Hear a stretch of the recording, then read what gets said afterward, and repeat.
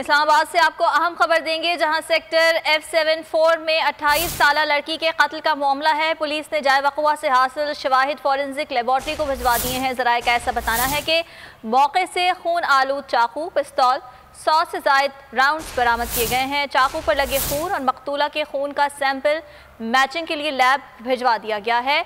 DNA test के लिए भी मकतूला और मुलजिम के सैंपल भिजवा दिए गए हैं। मुलजिम रिमांड पर पुलिस के पास है और तफ्तीश जारी है। अकील अहमद हमारे साथ मौजूद हैं, मजीद उनसे जान लेते हैं। जी अकील।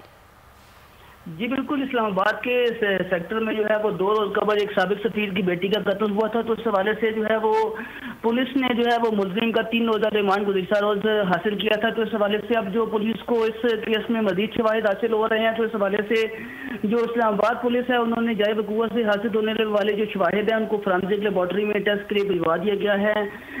जो है वो मौके से पुलिस को खून आलू चाकू, पिस्तौल और 100 से ज्यादा जो है वो राउंड बरामद हुए हैं। इस हवाले से जो है पुलिस ने तहकीकात करते हुए जो मकतूला और मुलजिम के वालिदैन हैं उनके बेटे हैं, और जिस घर के अंदर जो है वो मकतूला का कत्ल हुआ था उस घर में 2 जो सिक्योरिटी गार्ड्स हैं उनके बयानात भी जो है पुलिस ने रिकॉर्ड कर ली है। इब्तदाई तौर पर पुलिस का ये कहना है कि जो मुलजिम है उसका बरतानिया के अंदर भी क्रिमिनल रिकॉर्ड जो है मौजूद है, और बरतानवी पुलिस जो है वो मुलजिम के हवाले से तहकीकात कर रही है। तो अब पुलिस ने जो है वो इस हवाले से इसमें पेशरफ्त करते हुए अब जो शवाहिद हैं उनको फोरेंसिक लेबॉर्ट्री में भिजवा दिया गया है। इस बारे में आगाह करने के लिए शुक्रिया आपका।